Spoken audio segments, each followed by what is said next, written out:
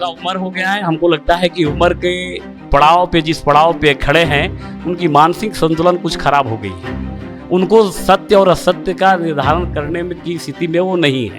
एक तरफ भारत माँ के झंडे को जलाया जाता है तिरंगा का, क्या ये समझ नहीं है कौन देशद्रोही है कौन देशद्रोही नहीं है। इनका कहानी अब खत्म है, इनका कुंडली और जन्म कुंडली अब दोनों बंद होने वाला है। इसलिए ये चर्चा में रहना चाहते हैं। आप इनका भी जांच करवाइए।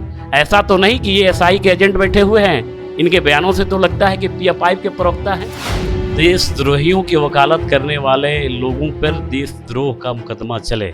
जब तक मेरा पैर कब्र तक पहुंचेगा तब तक आपके सुख दुख में हम शामिल हैं। नमस्कार, मेरा नाम सत्यम पटेल है और आप अभी लाइव सिटी देख रहे हैं। इस वक्त हमारे साथ मौजूद हैं रोहतास कैमूर के एमएलसी संतोष कुमार सिंह। और आपको हम बता दें कि हर रविवार को अपने सासाराम स्थित आवास पर ये जनता दरबार लगाते हैं, जहां पर जो भी त्रिस्तरीय पंचायत प्रतिनिधि जो होते हैं आते हैं और अपनी शिकायतें लेकर इनके पास आते हैं और उनका ये समाधान करने का प्रयास करते हैं। जो कि आप देख सकते हैं चारों तरफ जो लोग बैठे हुए हैं, कहीं ना कहीं रोहतास जिला और कैमूर जिला के त्रिस्तरीय पंचायत प्रतिनिधि हैं और इनकी समस्याओं को सुनने के लिए प्रत्येक रविवार को ही सासाराम के आवास पर ये खुद बैठते हैं और यहाँ पर इन सभी लोगों का समस्याओं को सुनते हैं। तो सबसे पहले हम इनसे बातचीत करेंगे और जानेंगे कि आखिर इसका उद्देश्य क्या है। उससे पहले आपका बहुत बहुत स्वागत है हमारे इस कार्यक्रम में। बहुत बहुत धन्यवाद। मेरा पहला सवाल, सीधा सवाल आपसे यही रहेगा कि जो आप प्रत्येक रविवार को जनता दरबार सासाराम के आवास पे लगा रहे हैं, इसका क्या उद्देश्य है और क्या मैसेज देना चाहते हैं लोगों को? ये जनता दरबार लगाने का एक बहुत बड़ा मैसेज ये है कि सरकार की जो भी योजनाएं हैं वो धरातल तक पहुँचे। इस योजना पहुंचाने में, किसी का समस्या का समाधान करने में अगर कोई सरकारी पदाधिकारी अगर लापरवाही करता है, उसको फ़ोन करके समझाना, उससे करवाना नहीं होता है तो उस पर कार्रवाई कराना, उस नियम संगत जो कानूनी कार्रवाई होती है उसको कराना हम लोग निश्चित करते हैं, ताकि पब्लिक किसी भी स्थिति में, चाहे जो भी परिस्थिति हो, किसी भी तरह से किसी का हरासमेंट नहीं हो, अनावश्यक नुकसान नहीं हो। इसके लिए जनता दरबार हम लोग हर संडे को लगाते हैं।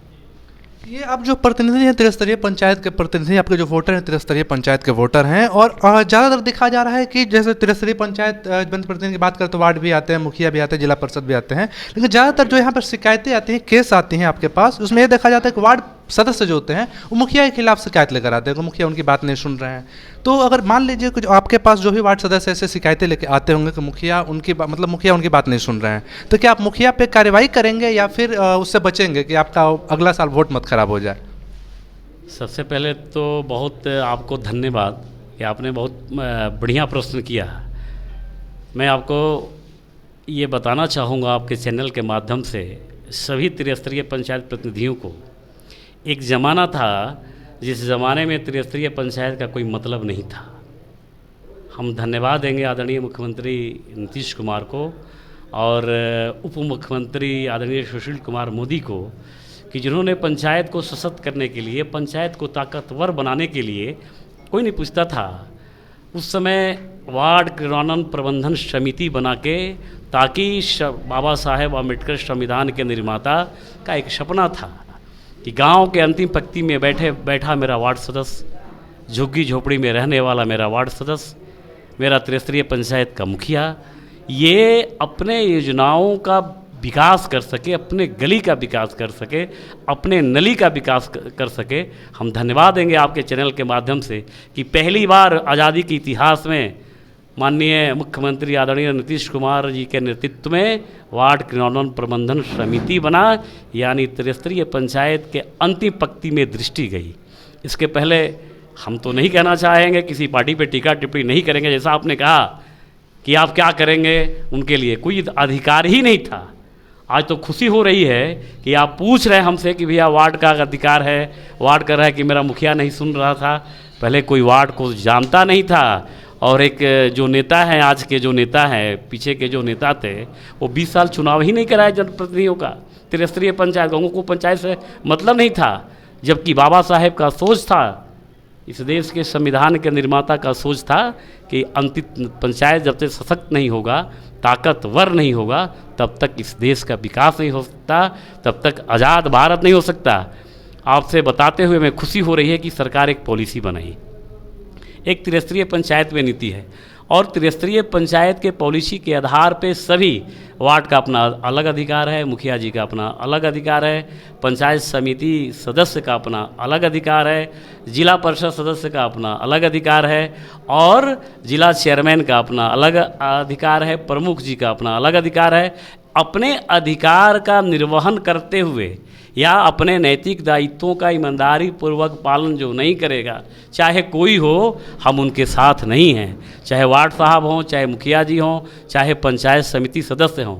तो मेरा यहाँ किसी को पकड़ने, किसी का छुड़ाने का कोई मकसद नहीं है। ये सुशासन की सरकार है और मेरा अगला चुनाव कैसा होगा, ये अपने नैतिक दायित्वों का निर्वहन करते हुए सच्चाई का साथ देने के लिए, सबका अपने अधिकार का पालन कराने के लिए हम वोट की राजनीति नहीं करते, हम सेवा भाव की राजनीति करते हैं।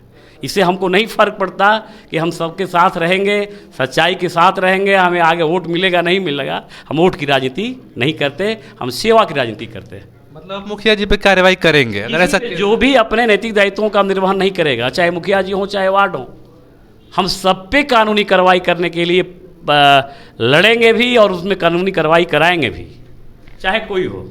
आगे हम आपसे ये जानना चाहेंगे कि अक्सर देखा जाता है कि जो जनप्रतिनिधि होते हैं चुनाव जीतने के बाद वोटर से दूर हो जाते हैं, मतलब दिखते ही नहीं है वो कहाँ है।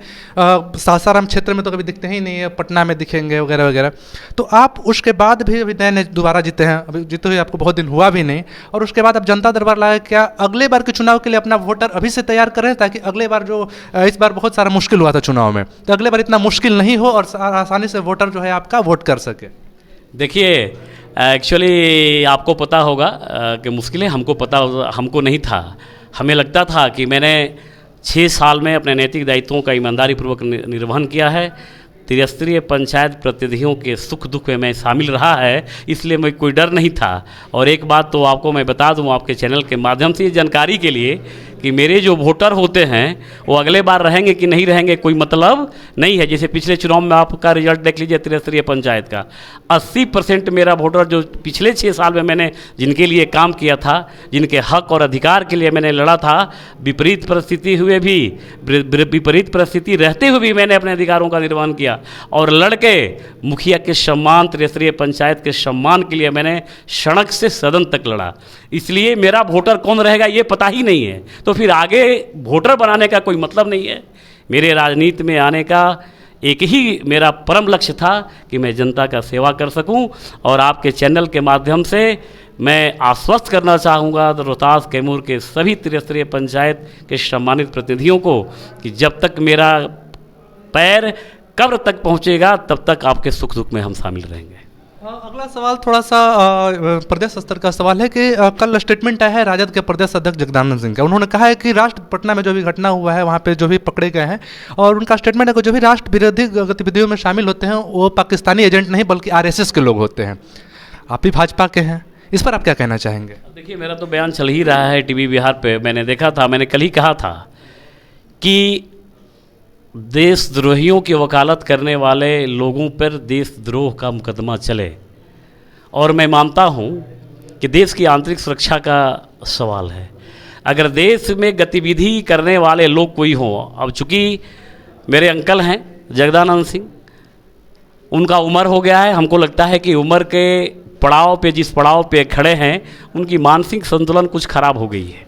उनको सत्य और असत्य का निर्धारण करने में की स्थिति में वो नहीं है।